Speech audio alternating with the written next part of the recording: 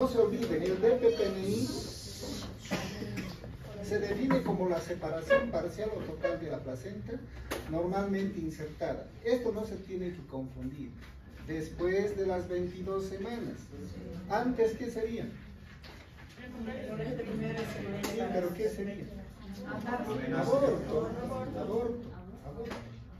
Antes de las 22 semanas es aborto. Si hay hemorragia, desprendimiento de placenta, lo que quieran, es aborto antes de las 22 semanas. Mayor a las 22 semanas hay que pensar en cualquiera de estas cuatro. Entonces, después de las 22 semanas de gestación y antes del alumbramiento.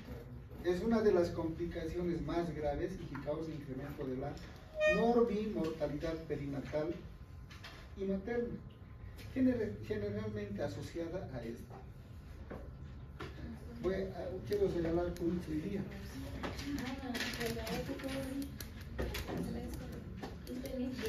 A ver, Matius Goncalves. ¿Cuál sería la fisiopatología por el cual este cuadro genera desprendimiento placentario? Porque es fácil decir, ¿no? Hipertensión de DPPNI, pero de alguna forma como médicos tenemos que saber explicar la fisiopatología. El aumento de la presión podría causar alguna alteración en los trastornos de factor de coagulación, algo así, en cual haría como la placenta perdese la adhesión a la canal del útero. ¿Alguien? No sé si estoy equivocada, pero a mí me parece que afecta porque ya que la placenta, su manera de adherirse a la pared del útero es mediante los vasos sanguíneos y al estar alterado todo el sistema sanguíneo en la mamá, pues es causa de que se puedan desprender por la presión excesiva. ¿Alguien más?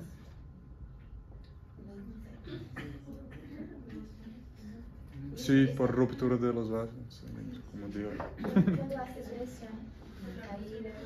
No se olviden que también a nivel hepático puede haber ruptura hepática por aumento de la presión. Pero ¿cómo es la fisiopatología? La arteria centrolobular del hígado se produce necrosis, ¿no? En este caso, de la misma forma, en las vellosidades coriales se produce una isquemia por la vasoconstricción generalizada, ¿no? Necrosis de las vellosidades coriales, y esa zona se desprende fácilmente y obviamente por el aumento de presión.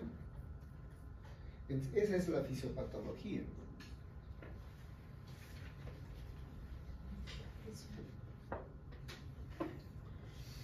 Conocido también como abruptio placentario.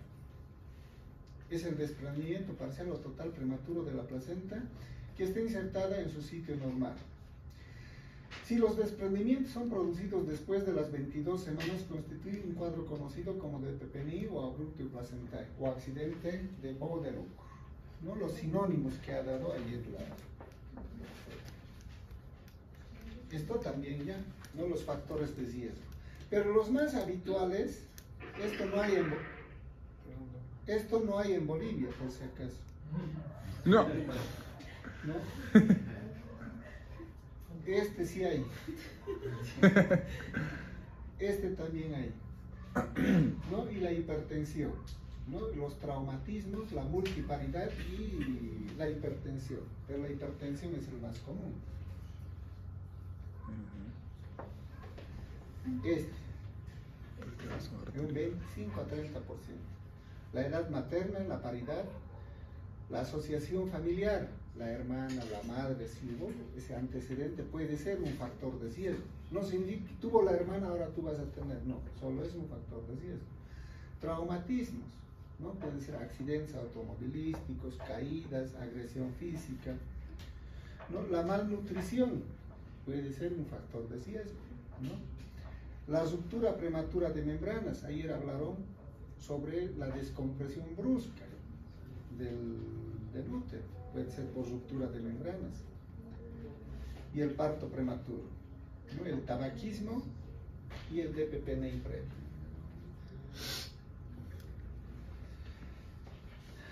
Dentro de la fisiopatología se inicia con una hemorragia al interior de la decidua basal, la que comienza a disecar, ¿no? Como un hematoma, pues, dejando una fina capa adherida al miometrio.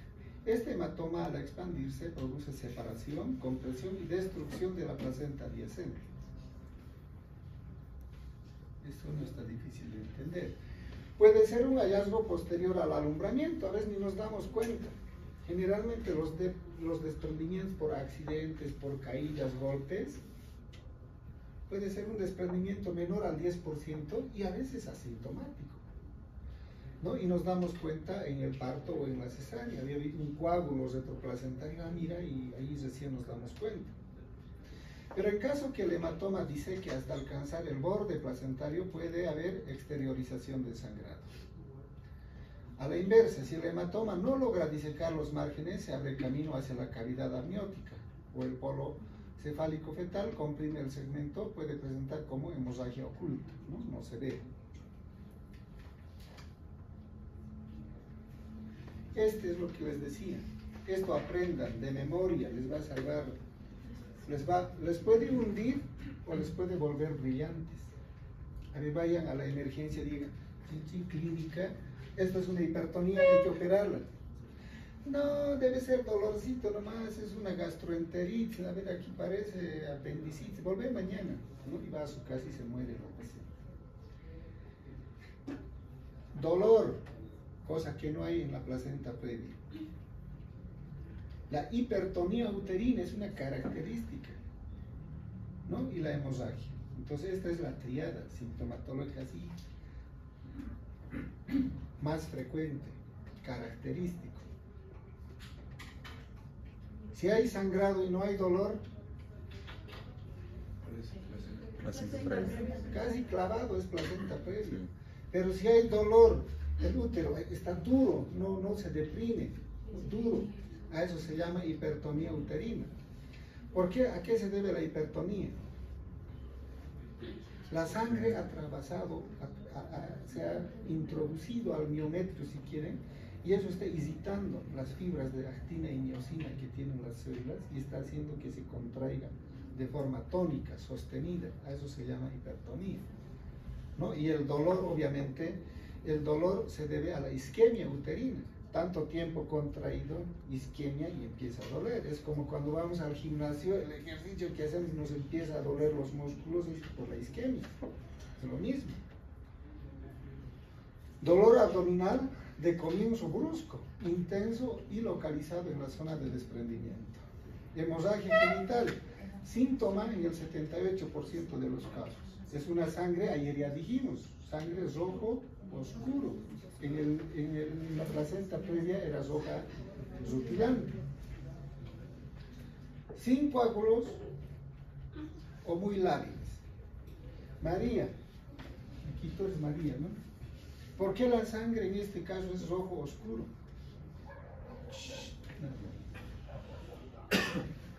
Cesar la puerta, por favor, medio quién quiere esa conversación. ¿Por qué?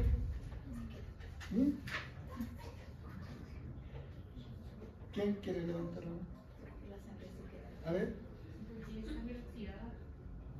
Oxidada. Desoxigenada. Sí, claro. Ayer dijimos.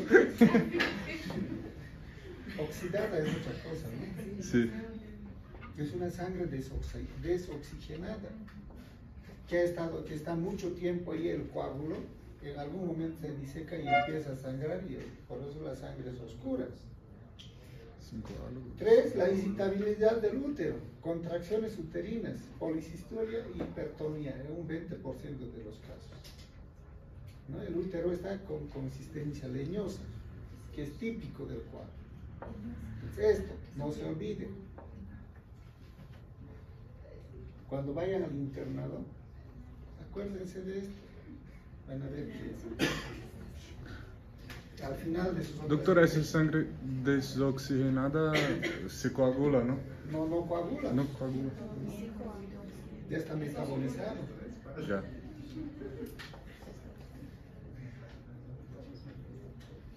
Bien, fundamental para el diagnóstico la anamnesis y el examen físico. O sea, hay que buscar todo esto lo que hemos hablado. El sangrado genital de inicio agudo asociado a dolor abdominal en un 78% de los casos.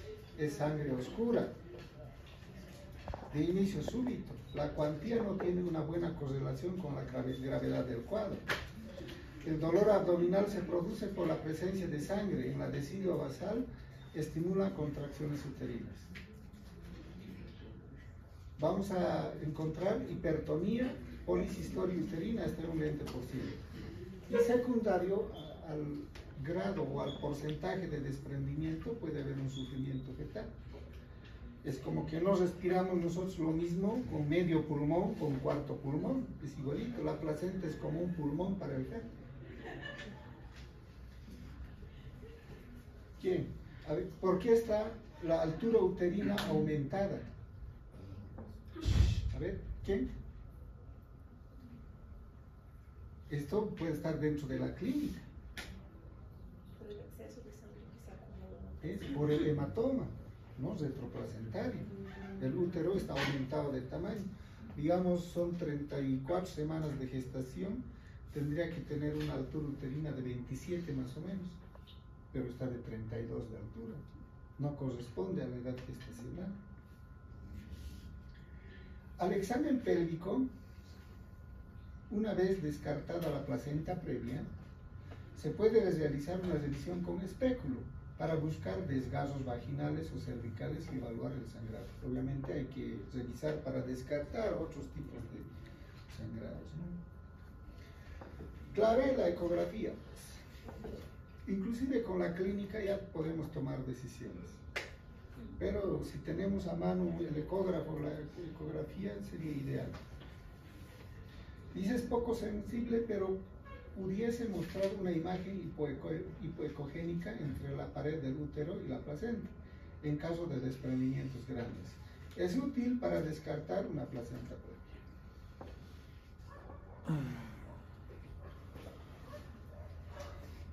Dentro del manejo, el tratamiento, si el feto está vivo, en un 80% de los casos se presenta las formas leve y moderada.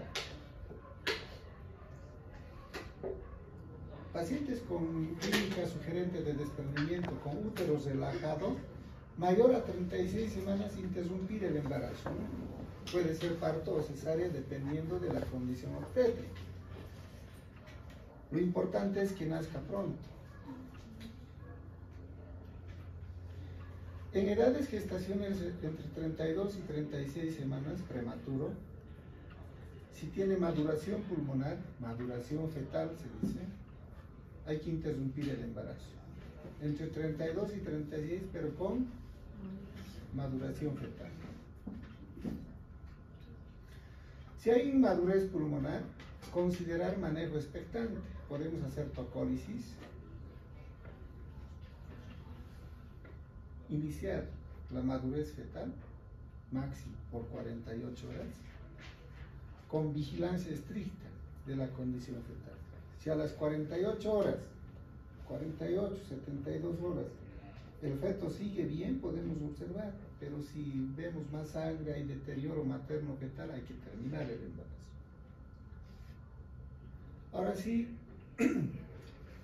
paciente con útero hipertónico significa que el sangrado, es decir, el desprendimiento es importante, pero inferior al 50%, no. Y la posibilidad de sufrimiento fetal supera el 90%. Claro, si el útero está hipertónico. Si el feto es viable, está indicada la interrupción por cesárea sin demora, a menos que el parto sea inminente. En la práctica, apenas diagnosticamos desprendimiento placentario, es cesárea. O sea, interrumpir el embarazo ya, 10 minutos máximo, exagerando. No nos olvidamos todo el protocolo que tricotomía, que limpieza, que no es nada.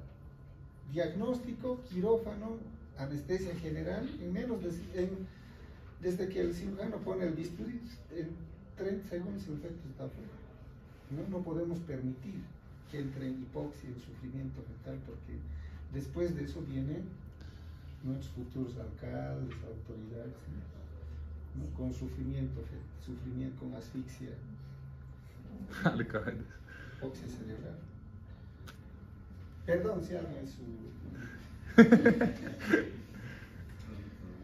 Si es que hubiera el manejo, ¿no? Con un óbito fetal, está muerto, ovitado, ya se desprendió probablemente. Pero, una pregunta del anterior, la autocólisis. Fuerte. La autocólisis Sí. no es para inhibir las contracciones. Claro. En ese caso, la paciente tiene que estar con el glúteo dilatado y empieza una parte. No. O sea, en un DPPNI va a haber dolor y probablemente policistolia. O sea, policistolia quiere decir que hay contracciones. Pueden ser leves, pero están seguidas. O hipertonía, ya está bien contraída. Pero si hay prematuridad, necesitamos hacer uso de corticoides. Entonces, si está estable la madre, está estable el feto, podemos iniciar corticoides para mejorar el pronóstico fetal, administrando además tocolíticos. ¿Qué tocolíticos?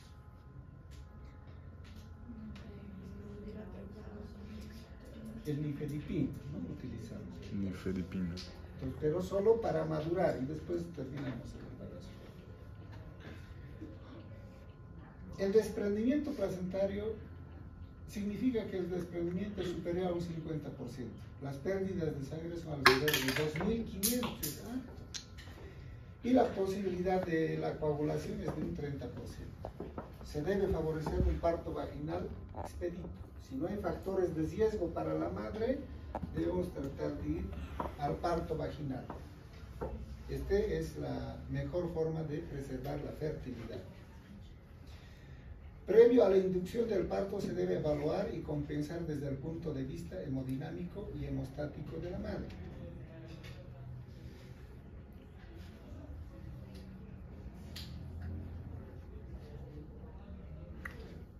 Que el hematoma es casi todo.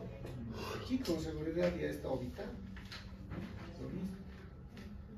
Este útero está aumentado de tamaño. Con seguridad este útero está hipertónico, contraído, y puede haber sangrado, ¿no? Entonces la triada: dolor, hipertonía y sangrado.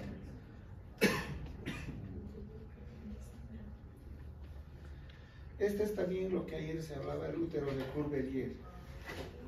Una vez que la sangre ha infiltrado el biometrio, como que lo inhabilita a la musculatura o le quita esa posibilidad o esa capacidad de poder contraerse. Recuerden ustedes que el útero en gestación está aumentado de tamaño, pero la naturaleza o Dios es tan sabio, ha hecho que cuando ese útero se vacía, se contrae y hace hemostasia. A eso se llama las ligaduras vivientes de Pinal, a la musculatura lisa. No permite la hemorragia. Pero por esta patología, por la infiltración de la sangre, ese útero no tiene esa capacidad de contraerse. Por tanto, empieza la hemorragia por hipotoneurotonía. Eso se llama el útero de Cuvier. Describa en el examen, ¿no? Describa las características del útero de Cuvier.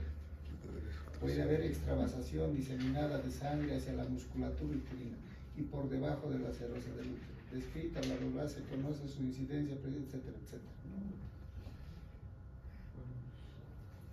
Aquí, en la cesárea vemos así, pero en este caso pareciera que está contraído el útero.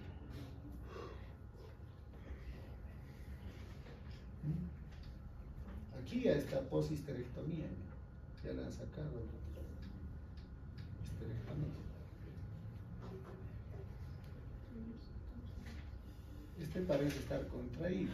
Aquí, esta es la placenta y aquí está el coágulo, la zona de desprendimiento que hubo. Listo, hasta ahí. Ese es el desprendimiento prematuro de placenta. La otra es la ruptura uterina.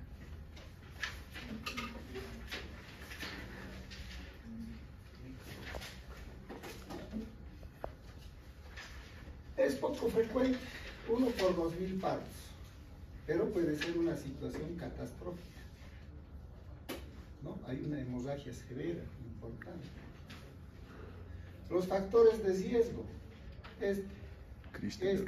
¿Quién sabe qué es esto? Christeler. El Christeler. Actualmente está contraindicado esta maniobra. Se refiere a la presión que ejerce el personal médico, puede ser en el fondo uterino. Yo vi un caso de ruptura uterina secundario a este. Es que otra cosa es criticar del palco y otra cosa es vivir, estar en el terreno, ¿no? A ver, tuve una mamá, ay, sí, ya no puedo, ayúdenme, quieres hacer lo que sea en ese momento, ¿no? Y justamente llegó un doctor con 120 kilos y empezó a presionar, ¿no? Y en vez de salir por la vagina ha salido al abdomen, ¿no? Por suerte nos dimos cuenta tempranamente y a quirófano, ¿no? Y nos ruptura y hicimos la histerectomía. Entonces ese es el Christeler. Actualmente está proscrito. No se debe hacer esta maniobra de Christeler. Y ustedes en su práctica en el internado van a ver esto. Va a haber gente que todavía va a hacer. Otro factor de riesgo es que tenga una cesárea anterior. Sin embargo, no se olviden que la cesárea previa no es indicación de otra cesárea. Puede ser parto. La multiparidad, la mala presentación fetal, que esté en presentación pélvica, en una situación transversa, a veces hacen los manteos, las versiones externas, ¿no? Puede ser factor de riesgo. Partos distóxicos o obstruidos, embarazo múltiple, gemelar. Antecedente de miomectomía, ¿no? A veces se las opera, se les saca el mioma y pues significa una cicatriz en el útero y puede romperse. Y el parto instrumental, generalmente con el uso de forceps, ¿no? Y manipulación uterina para versión. Actualmente tampoco se hace esta versión interna. A nadie le gustaría, yo creo, está transverso y mete una mano así, ¿sabes? Para hacerle rotar al bebé. Debe ser muy traumático, ¿no? Entonces una complicación obstétrica frecuente en sala de partos generalmente.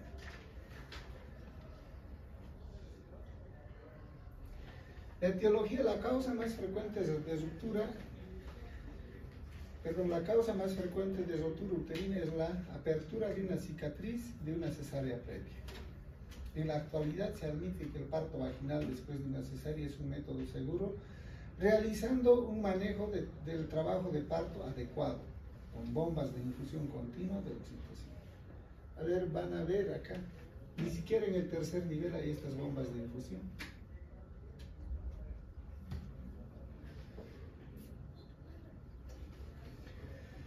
Es un accidente que produce una solución de continuidad de la pared uterina, con frecuencia en el segmento inferior, que puede ocurrir en el embarazo o durante el parto.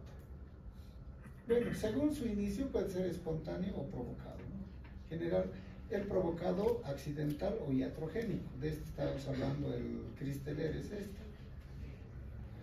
Según su topografía, puede estar en el segmento inferior, puede ser completo, incompleto o complicado, de las dos formas, ¿no? También puede estar en el fondo, en el corporal, generalmente en las zonas de cicatrices por mionectomía. También puede ser completa o incompleta. Completa cuando se rompe solo o se abre la musculatura.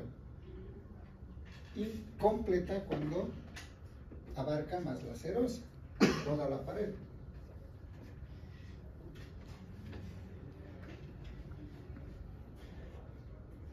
Completa.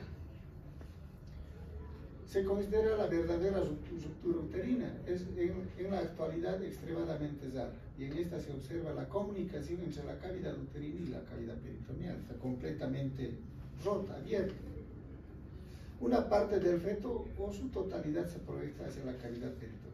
En cambio, la incompleta es definida como dehiscencia uterina. Se abre la capa muscular, pero la serosa continúa, ¿no? Intacta. Esta es la clínica. Fase de hiperdinamia. De repente empieza una policistolia, contracciones seguidas. Normalmente en un trabajo de parto debe ir de 3 a 5 contracciones en 10 minutos. Eso es lo normal.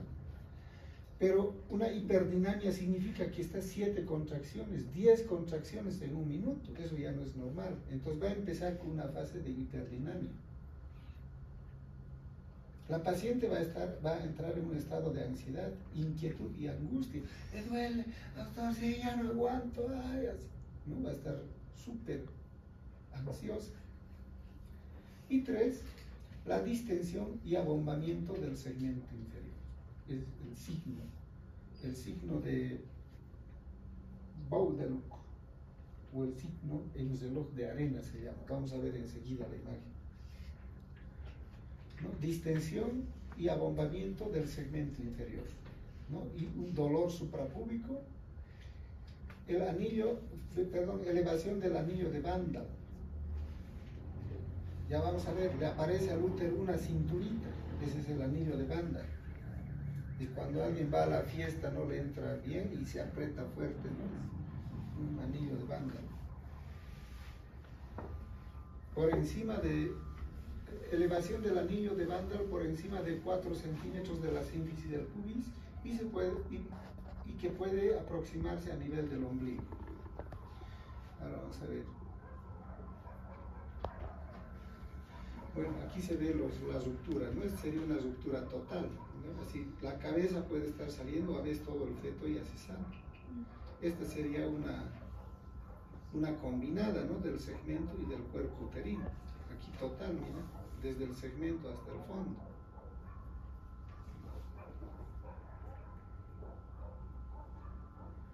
Este es lo que les decía, el signo del anillo de Bandal en reloj de arena. Mira, aquí aparece una cinturita.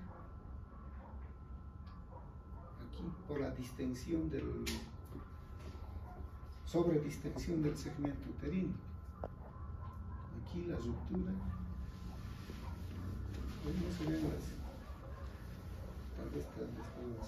manifestaciones clínicas, signos, síntomas premonitorios. O sea, empieza estas manifestaciones clínicas y luego aparecen los signos y síntomas premonitorios de la ruptura uterina. Me voy a romper, nos está avisando. Entonces, lo primero, anomalías de la frecuencia cardíaca fetal. Les dije que aparece una policistolia. Entonces, las contracciones son momentos de isquemia para el feto. Entonces, anomalías en la frecuencia cardíaca fetal. Sangrado vaginal, una hemorragia intraabdominal, dolor abdominal repentino, distensión y abombamiento del segmento uterino inferior y alteraciones en la dinámica uterina, una policistolia.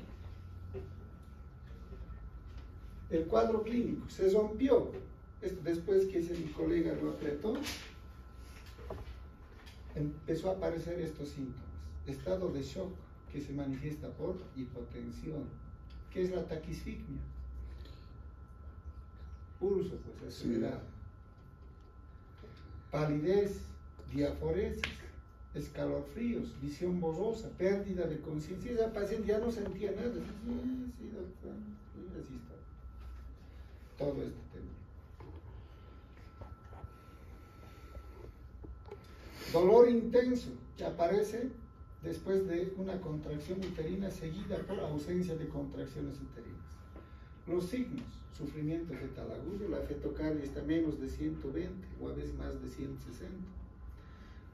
Partes fetales cercanas a la pared abdominal, segmento uterino muy sensible a la presión, presencia de sangrado por vía vaginal sin que exista una causa aparente y líquido amniótico de aspecto hemático. Este es el anillo de Bandal, miren. Pareciera que la vejiga se ha llenado, ¿no? Sin embargo, este segmento uterino se ha elongado demasiado. Este músculo se ha contraído demasiado y le está estirando al segmento hacia arriba.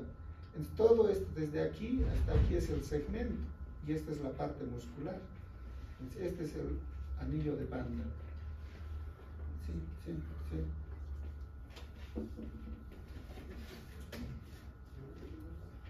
Este es un signo de inminencia de ruptura uterina. Entonces, aquí dice distensión marcada del segmento inferior con ascenso del anillo de Van que puede llegar al ombligo. No se olviden, en anatomía hemos visto esto, el cuello, el istmo y el cuerpo. El istmo se convierte en segmento uterino.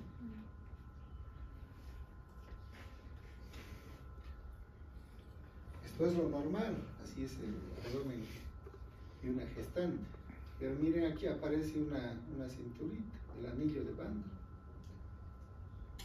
Ojo, ven esto, alármense, preocúpense. Es un signo de inminencia de ruptura uterina.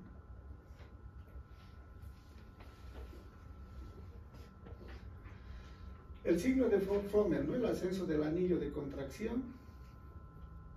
El signo de Pinard, si hacemos un examen especular, hay edema y éstasis sanguínea del cuello uterino. El cuello uterino que se extiende de la región vulvovaginal, pequeña pérdida de sangre uterina. El feto se encuentra expuesto a muerte y anoxia, y en la madre existe el peligro inminente de ruptura espontánea de útero. Bien, esto, diagnóstico diferencial de DPPNI, ¿no? Con ruptura uterina y placenta previa. Aquí están los signos de cada uno. Esto tiene un DPPNI, esto una placenta previa y esto una ruptura uterina. Este cuadrito es importante que aprendan.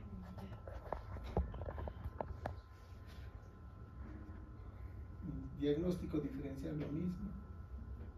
Bien, esa es la ruptura uterina. La ruptura uterina puede ir al parto. No, pues no es cesárea, por eso ya no hay, sí o sí hay que operar esa paciente. Bien, esta es la cuarta causa de sangrado en la segunda mitad del embarazo, después de las 22 semanas. ¿Qué ven acá? La placenta, obviamente, pero ¿qué cosa diferente?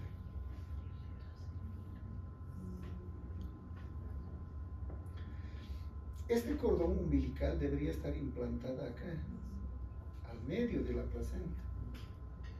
Sin embargo, puede haber este tipo de anomalías placentarias, donde el cordón umbilical se inserta en el margen, una placenta en raqueta, o inclusive, como en este caso, inicia su implantación en las membranas.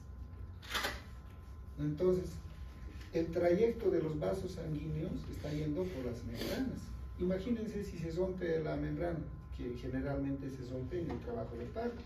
Entonces, de hecho, va a comprometer un vaso sanguíneo. Se rompe el vaso sanguíneo y empieza la hemorragia. Esa es la vasa previa. Entonces, consecuencia de una inserción anómala del cordón umbilical en la placenta, ¿no? Entonces, inserción velamentosa del cordón que se ubica sobre el cérvix, con una incidencia de 1 en 3.000 a 6.000 partos.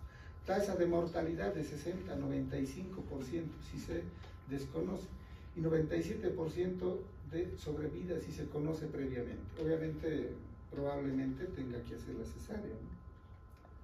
Pero si no nos hemos dado cuenta, le damos opción a parto, nuestra tasa de mortalidad puede ir de 60 a 95%.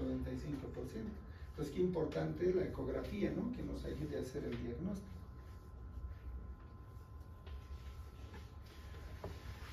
Su incidencia 1 en 1.000 a 5.000 partos. Poco común, tiene alta mortalidad perinatal.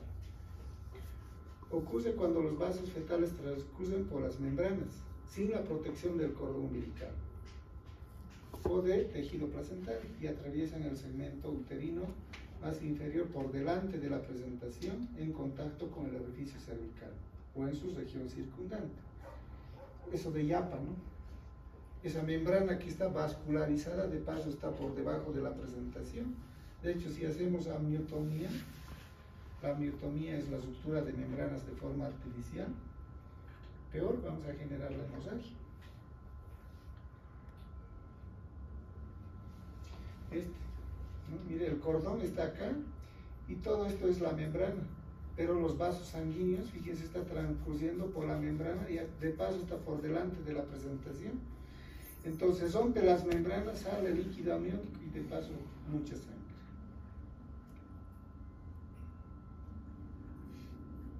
La hemorragia, ¿a quién va a afectar? ¿A la mamá o al feto?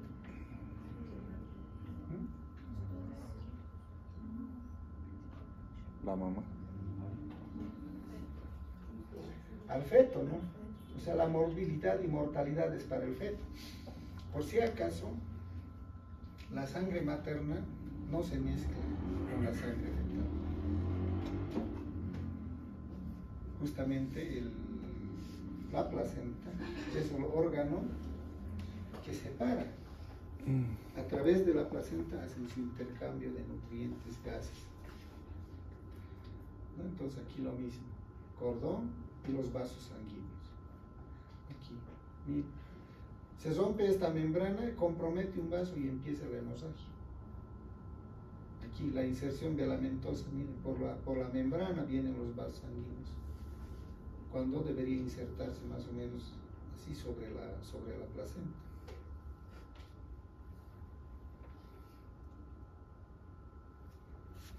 Esta es una inserción, bueno, así debería ser, ¿no? Al medio.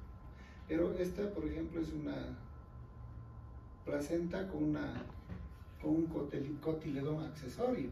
También, digamos, esta se puede disecar y generar hemorragia.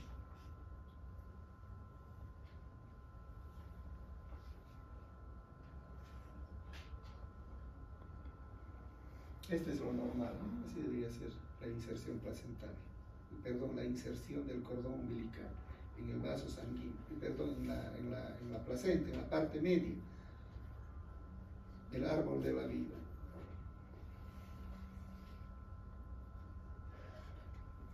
Los factores de riesgo: que tenga una placenta bilobulada, la fertilización in vitro, la gestación múltiple, historia de placenta previa en el segundo trimestre. La clínica, sangrado vaginal luego de la ruptura de membranas, obviamente. Bradicardia y muerte fetal. Diagnóstico, la ecografía. Y la ecografía transvaginal con una Doppler, ¿no?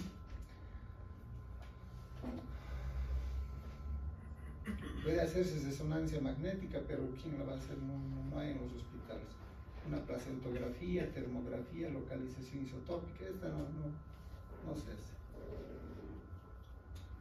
¿No? Esta es una ecografía con Doppler. Bien, hasta ahí.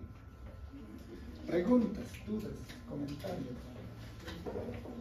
Pregúntame si me ha tocado alguna vez una basa previa. ¿Te ha tocado? No me tocó.